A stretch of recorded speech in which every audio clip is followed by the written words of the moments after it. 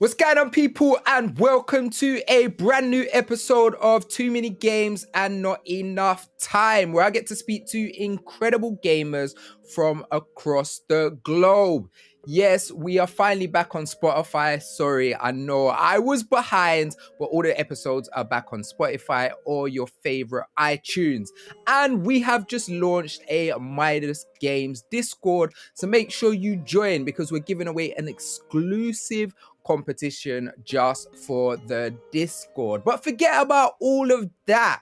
Right now, we are here to talk to an incredible gamer. So I have a Rubik's Cube queen. We are talking a super wholesome gamer, a lover of everything Ben and Jerry's. We're talking an avid gamer, an aspiring otaku, and a full-time nerd. Tori, aka TJBASC. Welcome to Too Many Games and Not Enough Time. Thank you for having me. How are you feeling today? How's your day going? I'm good. Day's been going good. Just been chilling, getting ready for the day. I love that. Now, one of the things that's proper prevalent for me is I've been in the gaming industry for a long time now. When I first came into this place, when I first came into the space, I can't get my words out, there wasn't much black gamers and black creatives, and there's been people like myself and Jayan and Nasaga who've been really fighting for that space. And now we have a whole new generation of gamers who are coming in and really taking over. And you're one of the gamers that I see a lot, and one of the gamers who are really kind of carving out the space. So first off, kudos on what you're doing, because you're putting in that work. But secondly, how did the love of gaming start for you? So for me, I just have to take it back to my childhood, really. Gaming has always been something that my family have done. I've always been surrounded by consoles and handhelds and games just via my older cousin. So a lot of the time I would go around to my auntie's and he'd be playing on his GameCube or his PS2, PS1. And I'd just mainly look. He never used to let me play as much. But then when I was able to, get to grips with the value of a console, he let me have a go. And then since then, I've kind of just taken off, I guess, just fell in love with gaming as I got older. I love that. He was like, look, until you know how much P this thing come, you ain't playing with my console like it's some little joke thing. Exactly. So what would you say are some of the games that kind of defined you as a creator, like the games that really kind of stand out for Tori? I would say, well, I'll just take it back. One of the first games I did play was Ape Escape on PS1, Crash Bash, and then maybe bringing it forward a bit, we've got Assassin's Creed, Black Ops 2, Tomb Raider, the 2013 reboot. My DS games, I was definitely a Nintendo girl growing up. PSP, played a lot of GTA. I think I've been a variety gamer from birth. I love that. You said Ape Escape. That's a game I don't hear many people talk about. And Crash Bandicoot is something that always comes up when I kind of speak to people about one of their first games. And the thing that makes me laugh about Crash was a hard game from day. It was never a walk in a park. So it's really interesting that you say that. So see me, I've been a Nintendo kid from old school. And let's see if I can find it. Wherever I put it. All right, so this is the only DS that I owned. Mm-hmm. It's not even a DS. So I'm old school, so I had all the old school Game Boys. So this is my Game Boy SP, but I never actually got into the DSs. But I think handheld gaming is, especially when you're young, handheld gaming is so prevalent. And it's weird because it's when you're really young, handheld gaming is amazing for you. And then you between your teen to adult life, you play a lot of console games or PC games. But now as a big man, I love handheld gaming. Anytime I can pick up my Nintendo Switch and just sit on the couch, or if I'm on a train or on a plane or something, I just play. What is it that you love about handheld gaming? pretty much like what you said, just the accessibility of it all. I mean, like, you showed me your Game Boy. It's under my Game Boy is under my bed somewhere. I got my 3DS here in the drawer, right here.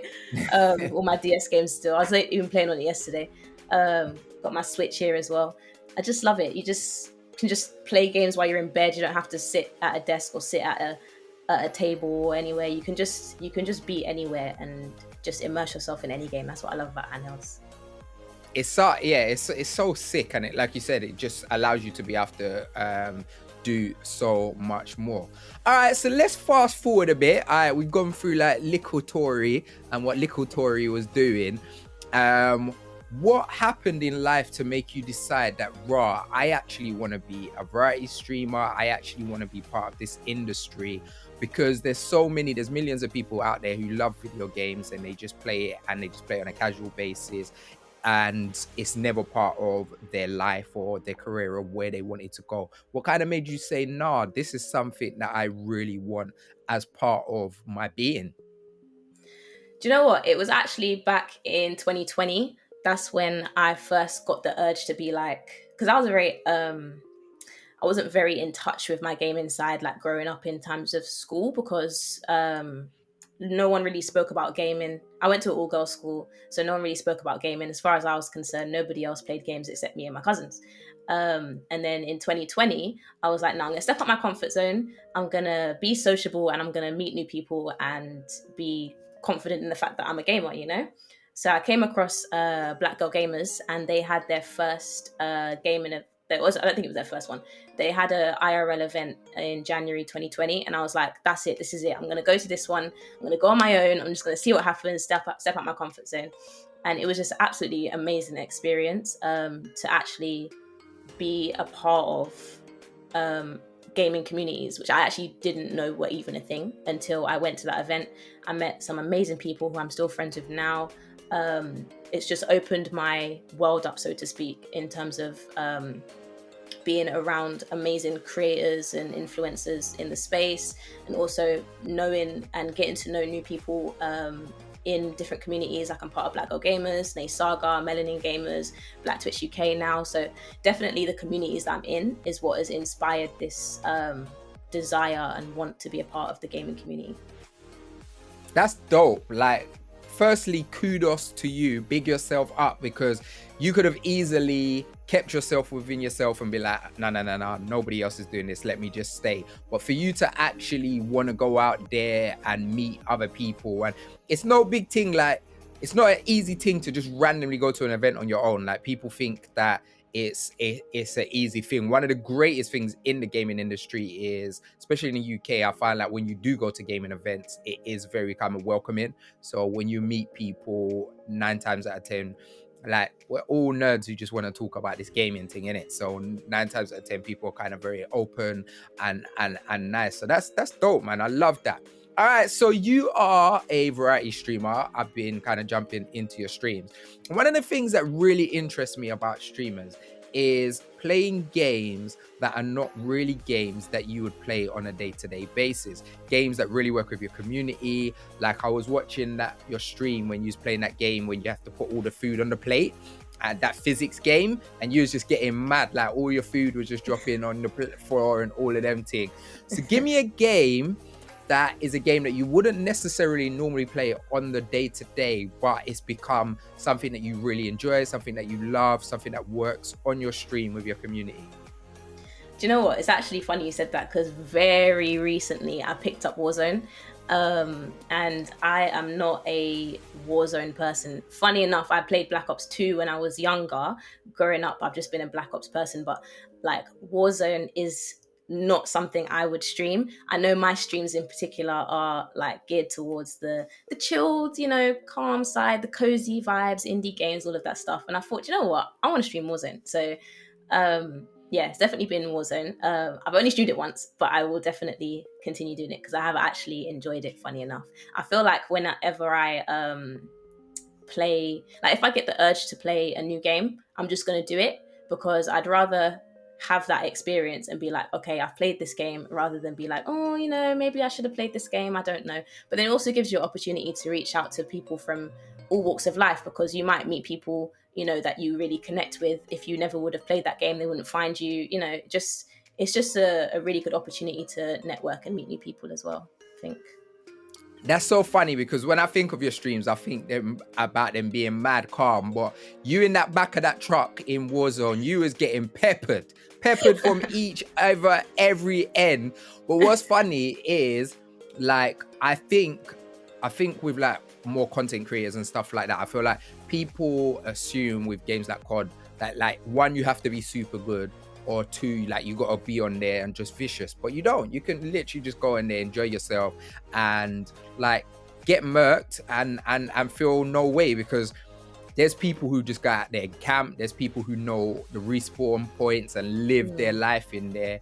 But you can actually just jump in there, have a good time, and have a great experience, and not have to worry about that too much. And I know your community must be busting up when you is getting hot up. Yeah, definitely.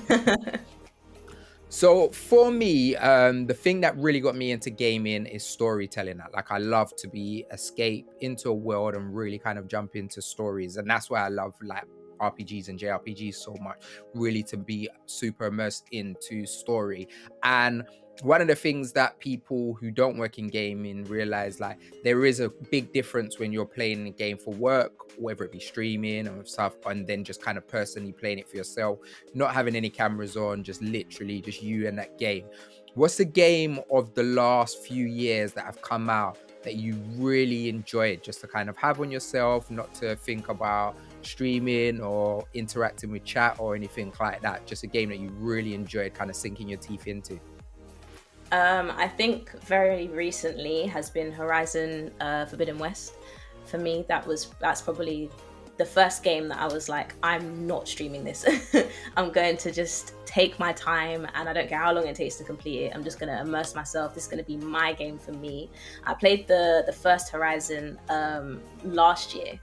And then obviously like that game is like the first experience I had with open world games. So it was very open yet very immersive at the same time. I just fell in love with the Horizon series. So to be able to play it and to play the second game and not stream it has been like an absolute privilege for me anyway. That's super dope. Yeah, I really love Horizon. I think Aloy is such an incredible protagonist, and I feel like she's literally one of PlayStation's newest kind of flagship protagonist, but she's done so well. Like, her character, she's just up there with people like Crash and people like Nathan Drake. I think she's really strong pro tag, and I loved Frozen Wilds. Forbidden West. Yeah. I've got my my Lego tool neck up there, and yeah, I just think it's such a great world. And I loved the first one. I loved Zero Dawn.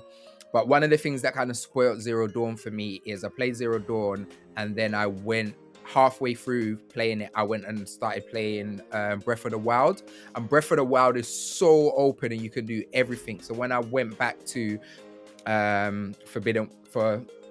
Zero Dawn, there's too much Ross names, I can't even remember them all. When I went back to Zero Dawn, I struggled a bit and it felt a bit closed, but I feel like they really tackled those things like the underwater and stuff like that. So what are the favorite mechanics in the game that you really enjoy? Do you know what? I really enjoy just the standard like bow and arrow for me. I love the lore. I know that in the Horizon games there's so much text. Like if you actually go back into like the notebook and look at the data points and stuff, there's just so much writing. But I like reading myself, so I'll just spend time reading it and getting to know the story as much as I can, really. I also like in the second one, I like the combat. That's probably my favorite. Like with the spear, Aloy's just doing combos, and then like, because you don't get that in the first game. The first game's more the bow and arrow work, and then the spear is like on the side. But like in the second game, you've got, it all blends together very well. So I really like that. And the visuals as well. Oh my days, the visuals are amazing. The amount of pictures that I've taken on photo mode in that game, it's just, I love it. Hey, photo mode gets me sucked in, you know. Like, I never thought photo mode's a mode that I was like, I'm not really into, but pop-up gets me sucked in. Yeah, that game is beautiful. And like, you're right, because I feel like one of the things that was really weak about Zero Dawn was having to fight human NPCs. like the robot dinosaur stuff was great, but the human NPCs didn't really connect. And them actually putting in proper work for the melee, like you can feel the progression. And it blows my mind that they've gone from, like, I'm not the biggest Killzone fan anyway. I know a lot of people love Killzone, and Killzone for me was a bit meh. And they've gone from that to creating this open world that is just incredible. And it makes me laugh because for me, Horizon feels like something a kid will, an idea a kid will come up in primary school. They'd be like, so like you're in the future and there's like dinosaurs, but they're robots, and you have to shoot their parts off to make more weapons that you put on. And you'd be like, I kid, calm down. But the way they've done it is so good. Tori, like I said, you're a variety streamer. You've got such a calm, collective vibe to you. Watching your streams is like super wholesome, and I love the vibe that you bring.